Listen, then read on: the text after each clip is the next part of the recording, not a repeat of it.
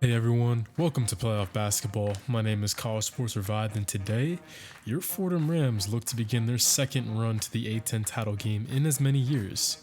Here's hoping we can finish the job this time around. Welcome to episode 46 of the College Hoops 2K Legacy Mode series, where the Rams will begin their postseason journey against either the Dayton Flyers or the UMass Minutemen, two teams who have scored a win against Fordham here in Season 4. Thanks to Coach Carter having his most successful year here in the Bronx, Fordham has earned a first-round bye, which is yet another accolade we can cross off the growing list for our main man. I do have to admit though, I feel like we lucked out a little as the A-10 had a bit of a down year compared to seasons past, but we still have to do our part regardless, and it paid off. 11-5 conference record, that's a 3-win improvement from last year. And conference tournament week though is when bracketology really starts to heat up, and as of right now, that's our main focus. The Rams are projected to score a 7 seed and face UCLA. Right now, we're just trying to outdo the 9 seed we had last year, and we can all but secure that with a nice run in the playoffs this episode. Unfortunately, there's no way to gamecast other teams' games in closed legacy mode. Looking back, I wish I made this an open legacy way back when, but nonetheless, Dayton will whack UMass by 20 to advance with 4 starters reaching double figures. They took control early and cruised to the finish line, so we're going to have to be on our toes from the jump. Winner of Xavier and St. Joe's will take on the 4-seeded Richmond Club, and the Hawks run the Musketeers off the floor as Scott Polite, who's blossomed as a senior, ends his career as a top 10 scorer in the nation. Some marquee players around the conference will be reaching the end of their careers soon. We're going to see another one fighting to stay alive in just a moment. Next, we have the slumping George Washington team, and LaSalle and the Explorers pull off the upset. Wow, that's a shocker. Ever since GWU reached the top 25 a couple weeks ago, their season has kind of spiraled, and enter March is a big bubble team. Charlotte blows out St. Bonaventure, so DeAndre Perry, who is another superstar here in the A-10, he lives to breathe another day as his career comes to an end this postseason. So the first round's done. Next round up as Fordham's quest to return to the conference championship begins against the Dayton Flyers. Not a team to look past by any means. The Flyers have a top 70 RPI, and their offensive stats as a team can compare to any other A-10 foe. As I said earlier in the episode, Dayton did steal a win against our Rams this season. Fordham split the season series with the Flyers, but it was a very even conference this year, so I'm not as concerned as I would be in years past. Both games were very competitive as well. However, the Flyers do enter today winning 3 of 4 compared to Fordham that's lost their last 2, with Archie Stafford leading the club in points. Dayton can compete with anybody on any given night in the A-10 thanks to their 3-point shooting and unselfish nature. This could easily be a trap game, but with how crazy this conference has been, I would not expect anything different. And in case you guys are new to the channel, I edit my videos and postseason play to not have any spoilers, so even if we were to lose this game against Dayton to begin the episode, I'll have the episode edited in a way that does not spoil it. But if we get past Dayton and we play 2 games today, well, it's going to have, be around the same time, so you guys aren't spoiled, so don't worry about that, as Fordham earns the first 6 points of the day with the crowd on their side early, and that will continue as Lloyd Hicks heads to the free throw line for a second time in the opening minutes. It was Dayton who had the big start against UMass in that blowout win, but this time it's Fordham putting on the pressure early, and Lloyd Hicks makes the first one, trying to get the second one. It's off, but Pat Parks on the glass to make it 9 unanswered points from the jump for Fordham. This has got to be a good sight to see if you're Coach Carter. 5 out of the first 9 points for Fordham have come from the charity stripe. And based off of last episode where we almost blew some games and kind of did blow a game there against UMass, due in part to our bad free throw shooting down the stretch as a team in the season, it's got to be pretty relieving to see us earning so many points from the line. Almost 5 minutes into the second round game, as Damian Carter, the team leader in assists, finds Bennett Pincala in the pick and roll to make it 11 straight points for the Fordham Rams. First 3 baskets of the game, plus those 5 free throws. The Rams are cruising, and that's definitely a welcome sight to behold. Obviously, Fordham with no first-round game, they're coming in a little bit cold as Ja'Cory Nivens gets the Flyers on the board, a 6'5 senior from Troy, Michigan. Speaking of that, the Dayton Flyers, they're coming in, they played a great game against UMass, and they have and they had a chance to establish their rhythm.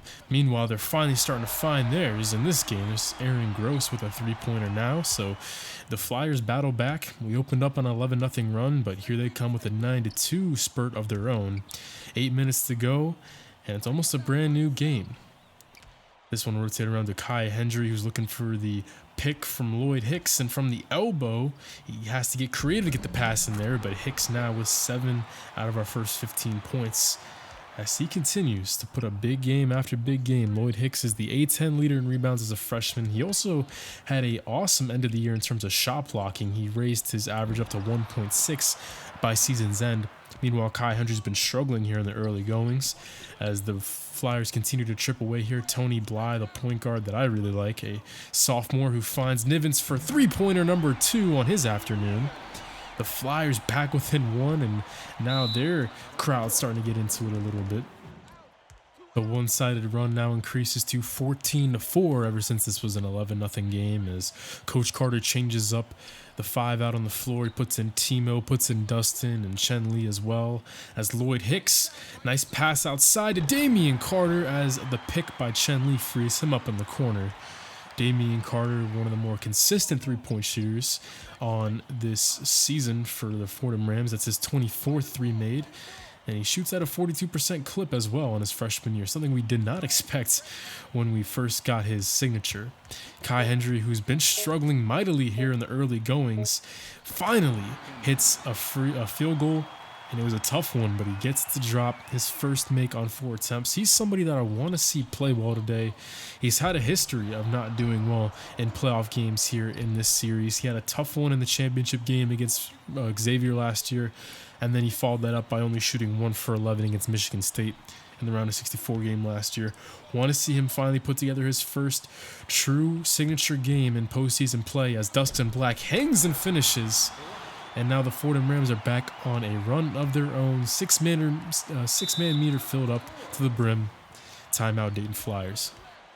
Hopefully this is a sign that Fordham is starting to pull away here. I know it's been a really even season in the A-10, kind of a down year, but still as a 2 seed, as a first-round bye team, you hope that they can beat Dayton pretty handedly as Hendry lets it fly from the parking lot in the face of Nivens.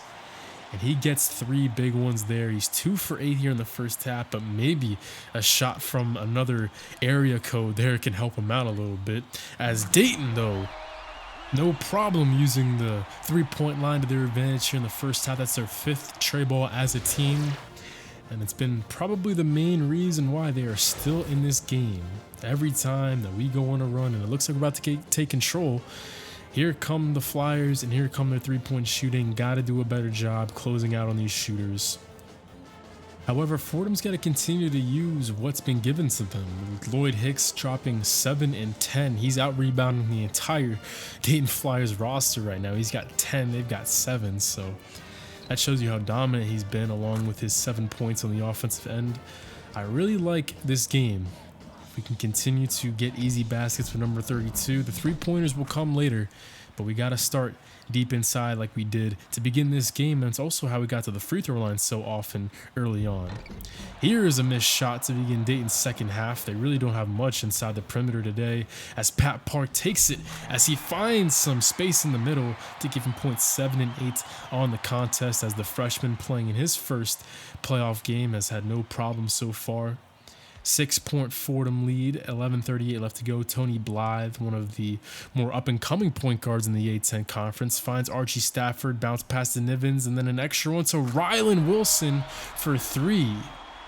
That time it was Kai Hendry who let a Flyers shooter out of his sights, and then a bad decision there by Damian Carter kind of hung Lloyd Hicks out to dry there with that lead pass. He immediately got it stolen from him, and now Dayton has a chance to make it a 1-score game. It's Ja'Cory Nivens who gets the friendly roll. He's now got 9 points. Flyers come within 1 after yet another run. It's been the way of the game, hasn't it, today? Just a run from Fordham, a run from Dayton, and it's really anybody's game with 9 minutes left to go.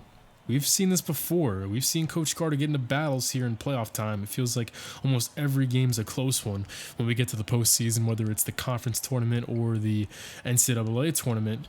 Not just in this series, but in the UT Martin series as well, as Kai Hendry gets the steal, but then has another shot blocked, this time by Archie Stafford.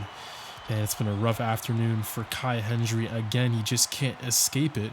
He just continues to struggle in these playoff games, and it's yet another three for Dayton. Timo Cruz came to double, but that left his man wide open. Just no awareness there on the defensive end. I know Timo Cruz, we didn't recruit him for his defense, not by any means, but you got to have better cognitive ability there on the defensive end and know when to trap, especially with a team this hot from three today. Speaking of trap, Lloyd Hicks faces one right there. It's been harder to get the ball inside to him, but the pick and roll has always been a great plan B for him this season, and Damian Carter does just that. He somehow gets that pass inside, and again, Lloyd Hicks drops in more points. Now he's up to 12 on the game. Still got to get him more touches, though. Not enough here in the second half, as he will now sit down for a couple minutes. Junior Battle checks in, reverses it to Damian, who's off on the jumper, and the Dayton Flyers have yet another opportunity to change the lead again. It's going to go to Tony Blythe, and from the elbow, he'll step his way to another lead change. Blythe with 0.7 and 8, as Damian Carter, though, finds Pat Park unattended on the fast break.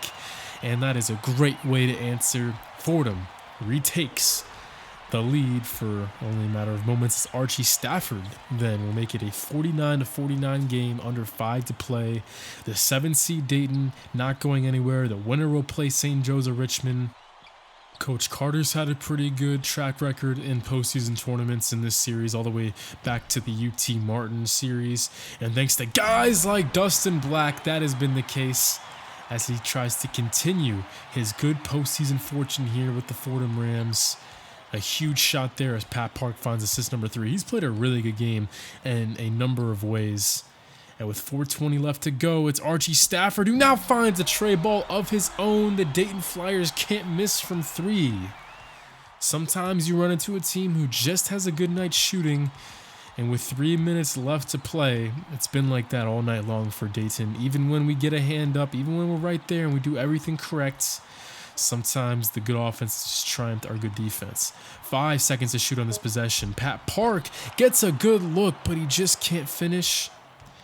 And finally a stop there for the Flyers. They have a chance to take big control of this one. It's Rylan Wilson who continues the 3-point onslaught for the Flyers.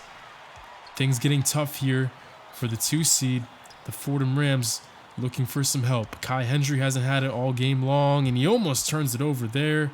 Dustin Black playing big minutes here at the end of the game as Damian gets a breather.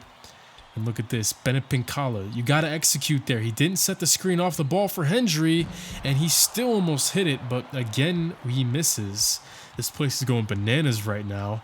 Worcester, Massachusetts, everyone on their feet, teams with fans from both sides, making it hard to hear in here. 2 minutes to go, it's stolen by Pat Park, and he's got to jump on everyone else. Here comes the flush from the freshman.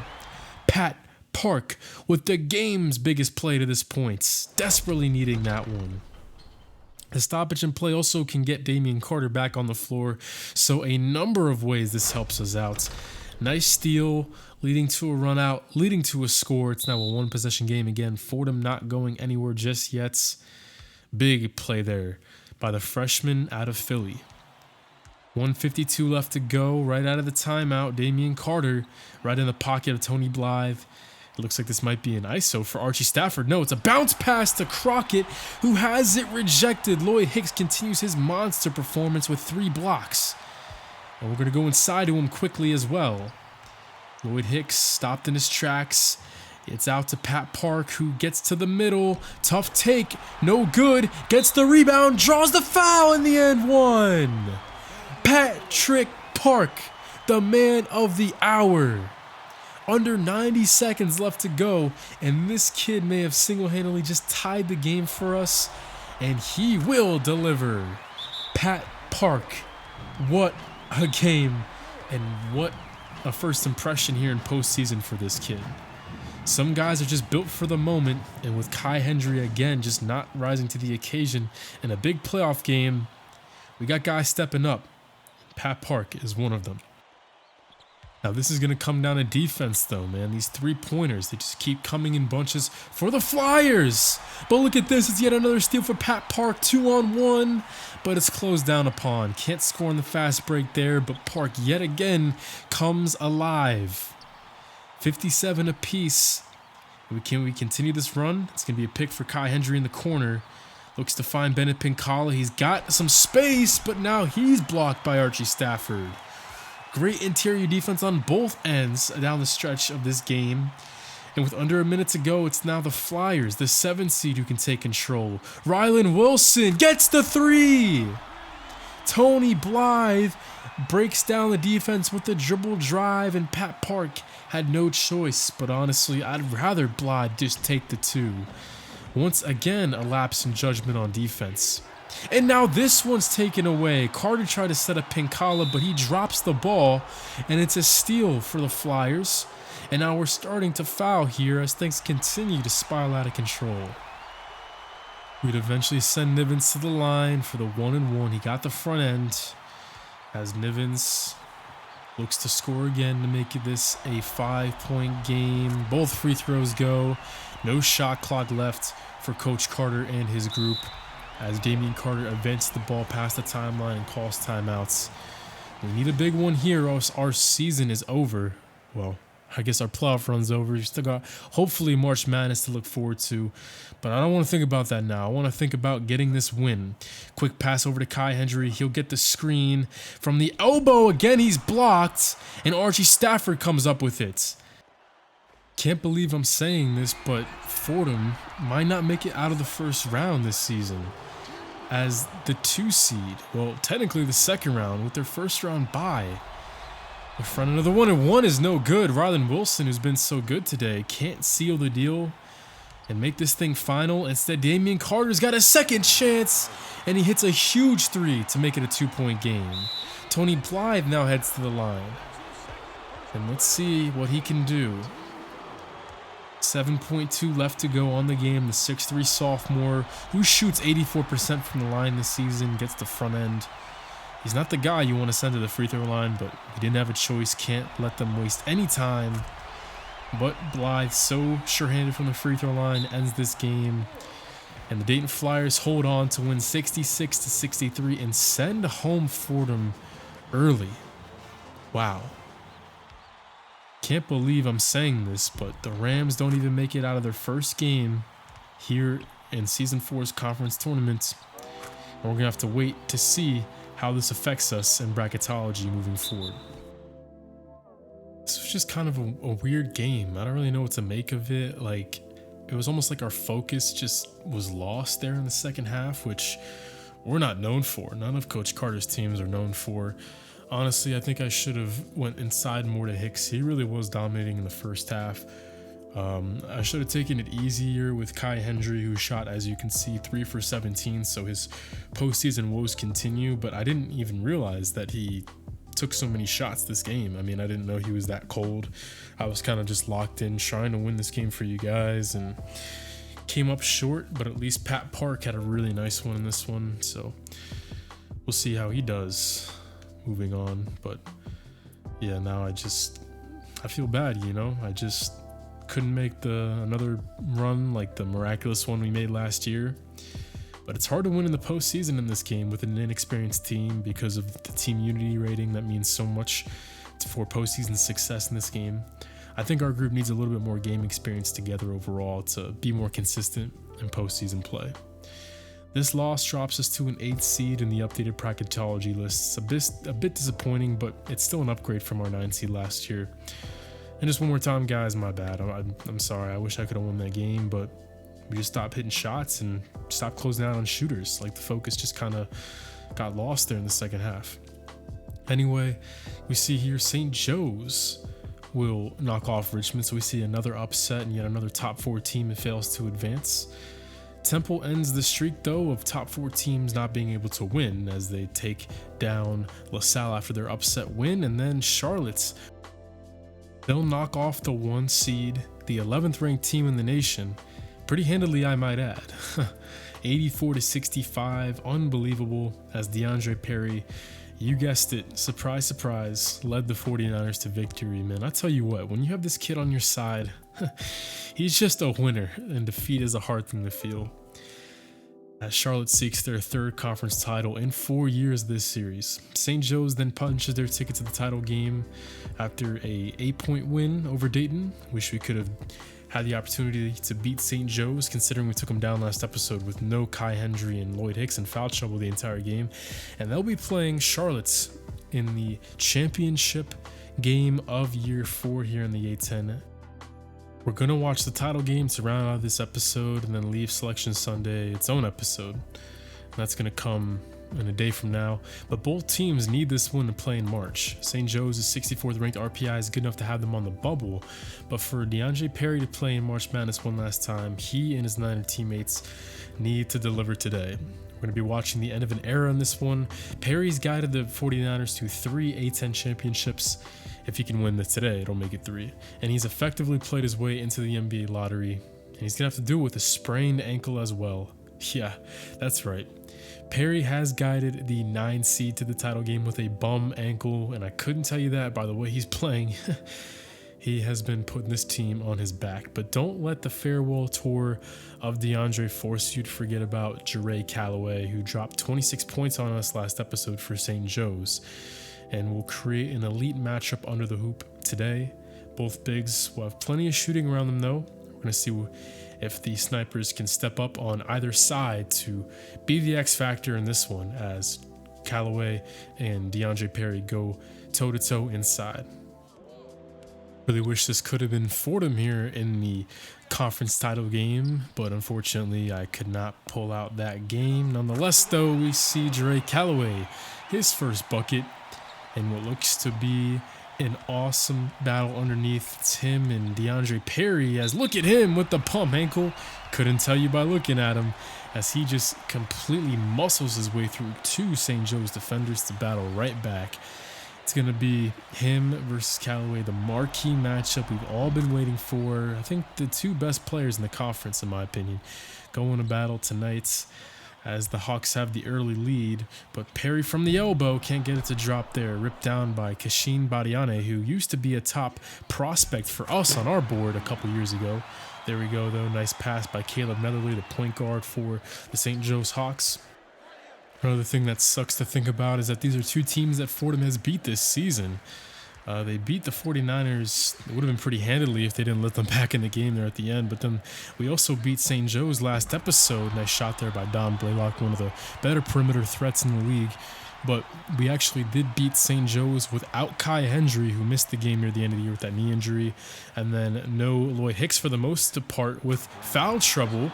But here is Braun Christensen off the bench. Plays some point forward for these guys as he knocks it down. That's the first 3 we've seen from either team so far. It's been a lot of paint action so far in this game. But Christensen coming in cold off the bench. And he's 2 for 2 and he's hyped. Look at that, pointing at his bench. That's how you get your guys into it. Gotta have energizers off the bench like my man Braun Christensen right there. However, Charlotte does stop the bleeding a little bit, as that's their top freshman on the glass who puts in 2 more. That's Nate Vlasic, who I believe is in the higher 70s in terms of overall, so a very good freshman talent to hopefully replace DeAndre Perry for them next year, as Perry then soars up and blocks a layup there, makes the pass over to Vlasic, then tries to find Vic Oliver, no good, but in a sea of red, he gets the rebound and puts it in. Vic Oliver is a guy who did a number on us on the offensive end, a 6'9" guard who is an awesome shooter. Not many guys can cover him, but he's been struggling so far in the first half today. 34-27, they really need him. Here he is stroking it again, but again, it just hits nothing but rim. Rebound there by Reeves. And with 45 seconds left to go, they can go quick for a 2-for-1 and really open this thing up, as it is Caleb Netherly who throws up the pump, gets past Daniel Fay. And Netherly, who's one of the better 3-point shooters in the league, with 2 big points there. And the St. Joe's Hawks would make good on that 2-for-1 opportunity. 38-27 is the halftime score. with Charlotte still without a 3-point field goal, 0 of 10 from behind the line, but 7 free throws helping kind of offset it. But it's, you know, the writing's on the wall right now. DeAndre Perry playing great, playing like a superstar, but when it comes down to it, they're going to need their 3-point production that they're so accustomed to get back in this A-10 title game. Caleb Netherly, don't let him shoot. They do, and they pay for it as he's got tray ball number 2 on the game as the St. Joe's Hawks open up their biggest lead of the contest, 43-27 now.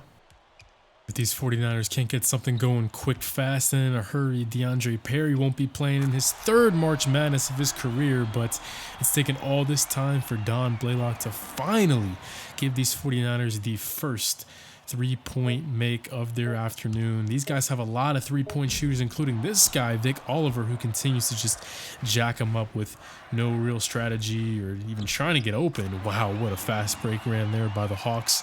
They continue to cruise, and under 10 minutes to play, it's, you know, continues to grow this lead as Kashin Badiane, who's had a nice game off the bench, makes another shot.